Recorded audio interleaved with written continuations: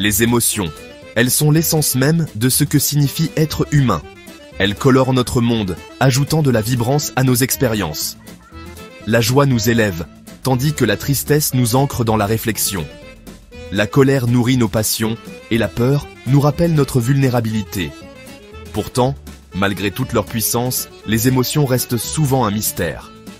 Nous les ressentons profondément, mais comprendre leurs origines et naviguer dans leur complexité peut être le voyage d'une vie. Pourquoi certaines situations évoquent-elles des réactions si fortes en nous? Comment pouvons-nous exploiter le pouvoir de nos émotions, canaliser leur énergie de manière positive? Ce sont des questions qui captivent quand les philosophes, les artistes et les scientifiques depuis des siècles. Cette exploration du monde des émotions humaines plonge au cœur de ce que nous sommes. C'est un voyage de découverte, une quête pour comprendre les forces qui façonnent nos pensées, nos comportements et nos interactions avec le monde qui nous entoure.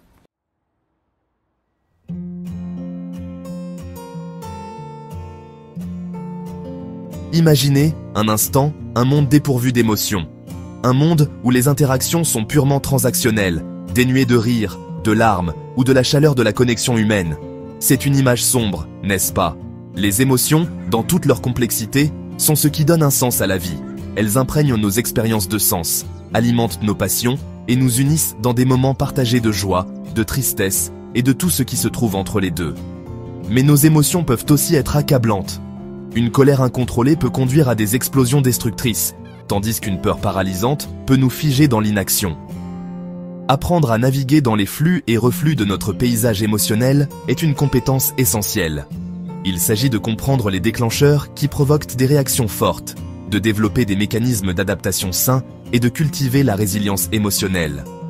Ce voyage intérieur, cette odyssée du cœur, ne consiste pas à supprimer ou à nier nos émotions. Il s'agit de les embrasser, de comprendre leur langage et d'apprendre à exploiter leur pouvoir pour une vie plus riche et plus épanouissante.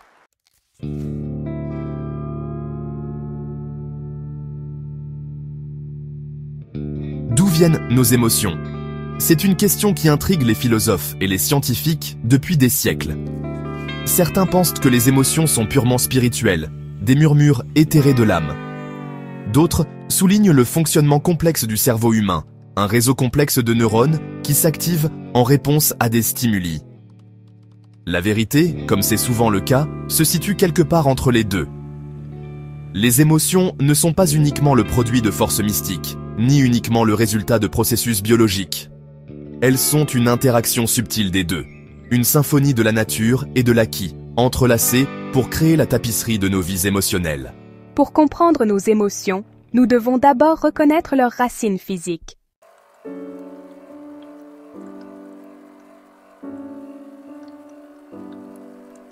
Le système limbique n'est pas une entité unique, mais plutôt un ensemble de structures interconnectées, chacune jouant un rôle unique dans l'orchestre des émotions.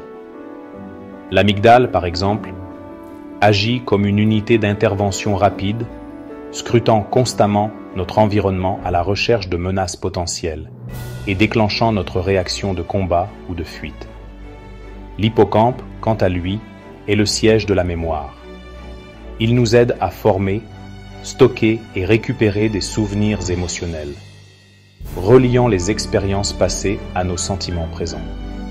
Cette danse complexe entre l'amygdale et l'hippocampe explique pourquoi certaines images, odeurs ou sons peuvent évoquer des réponses émotionnelles si puissantes. Imaginez, par exemple, l'odeur des biscuits fraîchement sortis du four, vous transportant dans la cuisine de votre grand-mère, vous inondant de chaleur et de nostalgie. Ou le bruit d'un klaxon, vous ramenant à un accident évité de justesse, déclenchant une vague d'anxiété.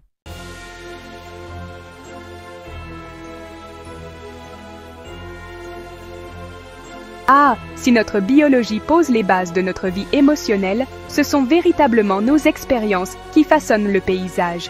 Dès notre naissance, nous commençons à associer certaines personnes, certains lieux et certaines situations à des émotions spécifiques. Une étreinte chaleureuse d'un parent devient synonyme d'amour et de sécurité, tandis qu'une voix réprobatrice déclenche des sentiments de honte ou de culpabilité. Ces premières expériences, gravées dans notre être, constituent la base de notre répertoire émotionnel. Et à mesure que nous grandissons et mûrissons, notre paysage émotionnel, il devient de plus en plus complexe. Nous apprenons à naviguer dans un éventail d'émotions plus large, des nuances subtiles du contentement et de la gratitude à l'intensité brute du chagrin et du désespoir. Nous développons des mécanismes d'adaptation, certains sains, d'autres non, pour faire face aux inévitables hauts et bas de la vie.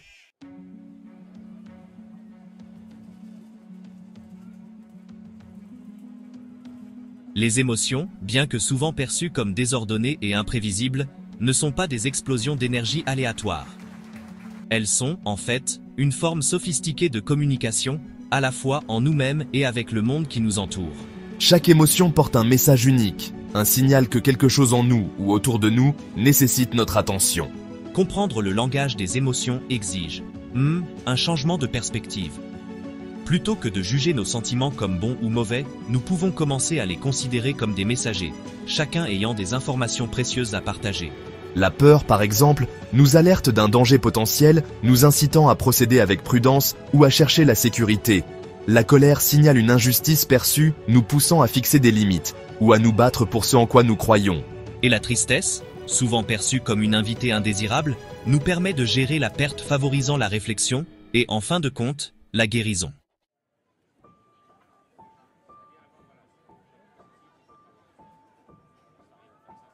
La peur, souvent diabolisée comme une faiblesse, est en fait l'une de nos émotions les plus primitives et les plus essentielles. Elle est inscrite dans notre ADN, un héritage de nos ancêtres qui comptaient sur leur réaction de peur pour survivre dans un monde grouillant de prédateurs et de catastrophes naturelles. Lorsque nous rencontrons une menace potentielle, qu'il s'agisse d'un chien qui grogne ou d'une voiture qui roule à vive allure, notre amygdale sonne l'alarme, déclenchant une cascade de changements physiologiques. Notre cœur s'accélère, notre respiration s'accélère et nos muscles se tendent, nous préparant à combattre ou à fuir. Cette poussée d'adrénaline, bien que désagréable, n'est pas intrinsèquement négative. C'est la façon dont notre corps nous protège, nous fournissant l'énergie et la concentration nécessaires pour gérer les situations dangereuses. Sans la peur, nous serions, beaucoup plus susceptibles d'adopter des comportements imprudents, inconscients des conséquences potentielles.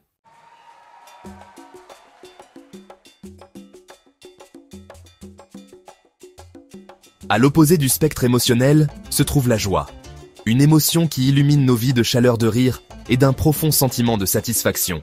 La joie est plus qu'un simple sentiment fugace de bonheur.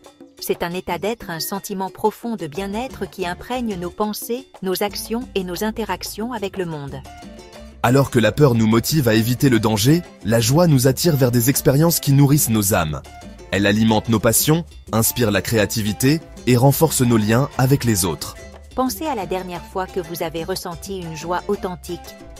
Peut-être était-ce un moment d'accomplissement, une aventure partagée avec des êtres chers, ou simplement le plaisir tranquille d'un magnifique coucher de soleil. Quelle que soit la source, la joie a une capacité remarquable à nous remonter le moral, à renforcer notre résilience et à nous rappeler la beauté qui nous entoure, même au milieu des défis de la vie.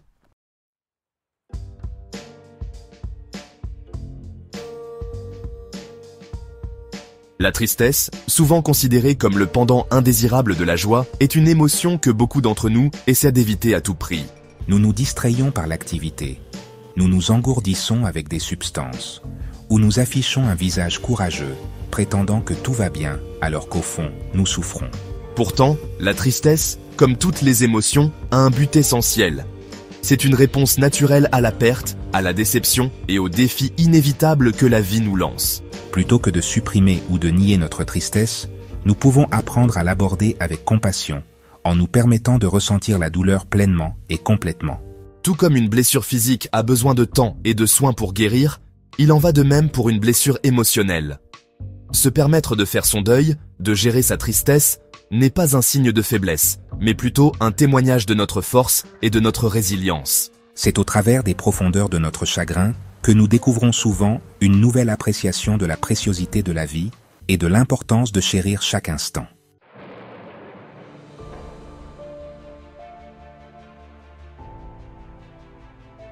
Alors que les émotions quotidiennes colorent nos expériences, il y a des moments où les sentiments surgissent avec une telle intensité qu'ils menacent de nous submerger.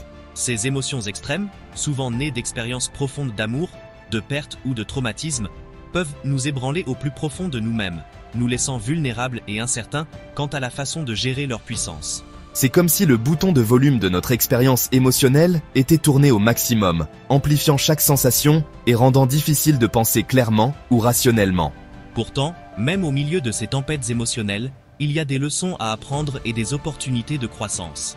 Comprendre la nature de ces émotions intenses, leurs déclencheurs et leur impact sur nos pensées et nos comportements est le premier pas vers la reprise de contrôle et la navigation dans ces terrains émotionnels difficiles. Il s'agit de reconnaître que ces expériences, bien que difficiles, font partie intégrante de l'expérience humaine.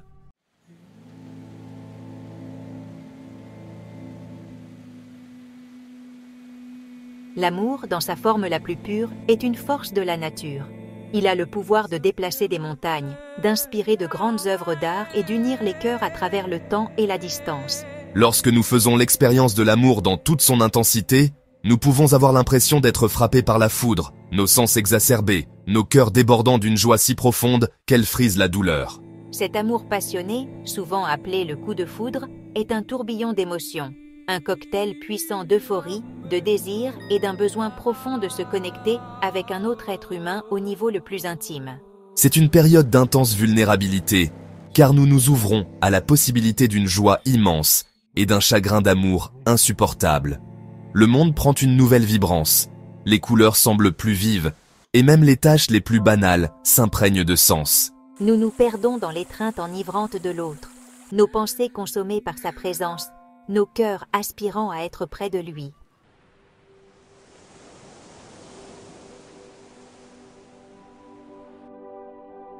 Tout comme l'amour a le pouvoir de nous élever vers les plus hauts sommets, le deuil peut nous plonger dans les profondeurs du désespoir.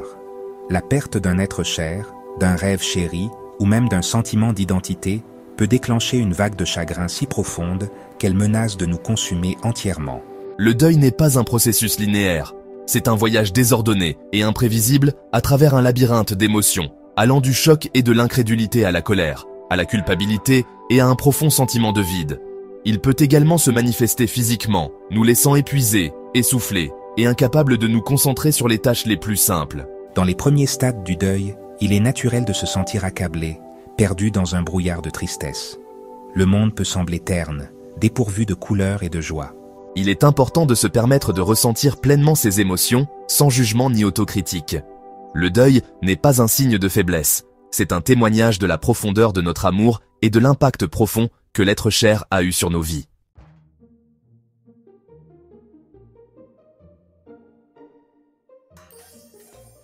La colère, souvent perçue comme une force destructrice, est une émotion que la plupart d'entre nous essayons de supprimer ou de nier.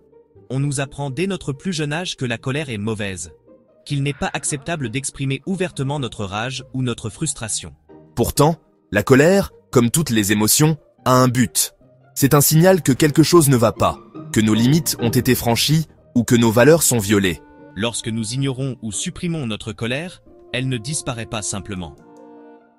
Elle couve sous la surface, accumulant de la pression jusqu'à ce qu'elle finisse par exploser, souvent de manière nuisible pour nous-mêmes ou pour les autres. Apprendre à gérer notre colère de manière saine est essentiel pour notre bien-être émotionnel et la santé de nos relations. Il s'agit de reconnaître les déclencheurs qui nous mettent en colère, de développer des mécanismes d'adaptation pour diffuser l'intensité de notre colère et de trouver des moyens constructifs de communiquer nos besoins et nos limites.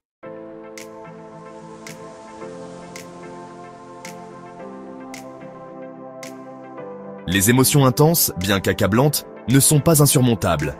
Voyez-vous, tout comme un marin expérimenté navigue en eau trouble, nous pouvons aussi apprendre à traverser les tempêtes de notre vie émotionnelle. La clé réside dans le développement d'un ensemble d'outils et de stratégies qui nous permettent de reprendre le contrôle lorsque nos sentiments menacent de nous faire chavirer. La première étape est souvent la plus difficile, reconnaître que nous sommes en fait dépassés. Il est tentant, n'est-ce pas, de nier nos émotions, de les refouler ou de faire semblant qu'elles n'existent pas. Mais tout comme ignorer une blessure physique ne fera qu'aggraver la plaie, supprimer nos émotions ne mènera qu'à une plus grande tourmente émotionnelle à l'avenir. Une fois que nous avons reconnu notre état émotionnel, nous pouvons commencer à explorer la source de notre détresse. Qu'est-ce qui a déclenché ces sentiments intenses? Est-ce une situation spécifique, une dynamique relationnelle, ou peut-être un traumatisme non résolu du passé? Identifier la cause profonde de notre tourmente émotionnelle est essentiel pour trouver un soulagement durable.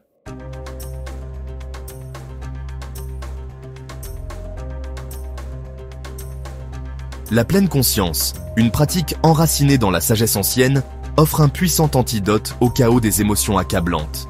Il s'agit d'apprendre à observer nos pensées et nos sentiments sans jugement, en reconnaissant leur présence sans leur permettre de contrôler nos actions.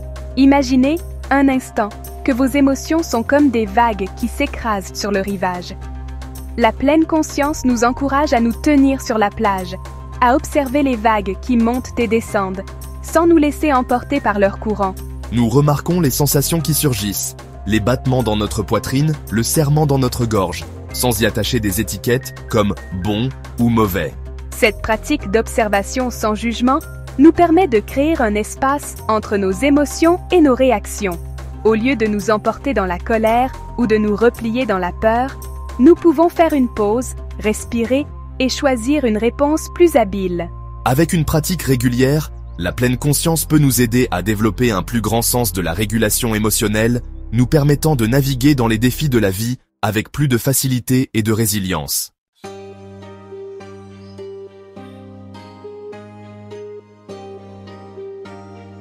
Bien que la pleine conscience offre une base solide pour le bien-être émotionnel, il y a des moments où la recherche de conseils professionnels peut être inestimable.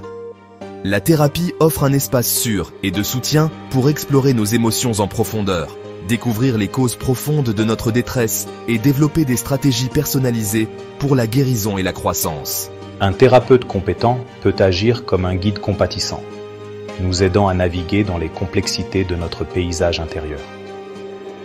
Il peut proposer des techniques fondées sur des données probantes, telles que la thérapie cognitivo-comportementale, ou TCC, qui se concentre sur l'identification et la modification des schémas de pensée négatifs.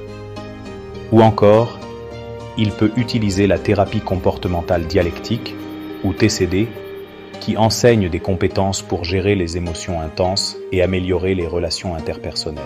La thérapie n'est pas un signe de faiblesse. C'est une étape courageuse vers la prise de contrôle de notre bien-être émotionnel. Il s'agit de chercher du soutien lorsque nous en avons le plus besoin, d'apprendre de nouvelles façons de faire face aux défis de la vie et, en fin de compte, de devenir la meilleure version de nous-mêmes.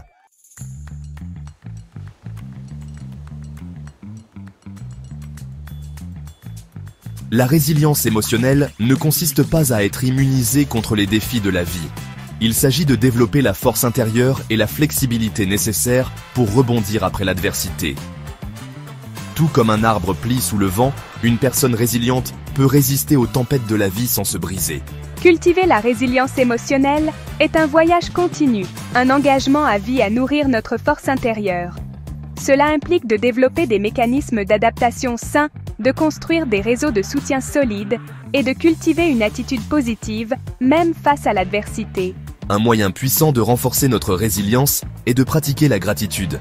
Prendre le temps chaque jour d'apprécier les bonnes choses dans nos vies, aussi petites soient-elles, peut changer notre perspective et nous aider à nous concentrer sur le positif. S'engager dans des activités qui nous apportent de la joie, que ce soit passer du temps dans la nature, se livrer à un passe-temps créatif ou se connecter avec des êtres chers, peut également nourrir nos âmes et renforcer notre capacité à faire face au stress.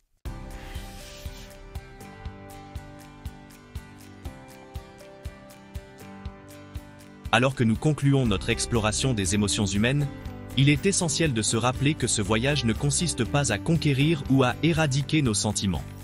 Il s'agit de développer une compréhension plus profonde de ces puissantes forces en nous et d'apprendre à naviguer dans leur complexité avec grâce et sagesse. Embrasser tout le spectre des émotions humaines signifie reconnaître qu'il n'y a pas de bons ou de mauvais sentiments.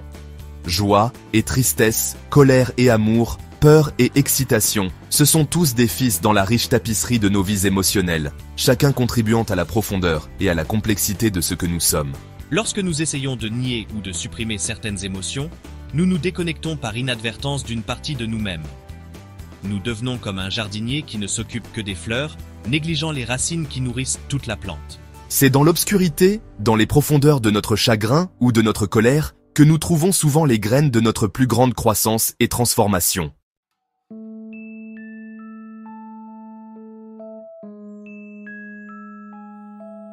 Le voyage au cœur des émotions humaines est une odyssée continue, une exploration de soi qui dure toute la vie. C'est un voyage rempli de rebondissements, de moments de joie profonde et de périodes d'intense obscurité. Mais c'est un voyage qui vaut la peine d'être entrepris, car c'est à travers cette exploration que nous apprenons à mieux nous connaître et à vivre de manière plus authentique. En apprenant à écouter les murmures de notre cœur, à déchiffrer le langage de nos émotions, nous acquérons une compréhension plus profonde non seulement de nous-mêmes, mais aussi de l'expérience humaine dans son ensemble. Nous développons une plus grande empathie pour les autres, reconnaissant que sous la surface de chaque être humain se cache un monde complexe de sentiments et d'expériences. L'odyssée intérieure n'est pas pour les âmes sensibles. Elle exige du courage pour affronter nos ombres, de la compassion pour embrasser nos vulnérabilités et une volonté de grandir et d'évoluer tout au long de notre vie. Mais les récompenses sont incommensurables. Une vie vécue avec une plus grande conscience, authenticité et connexion à nous-mêmes et au monde qui nous entoure.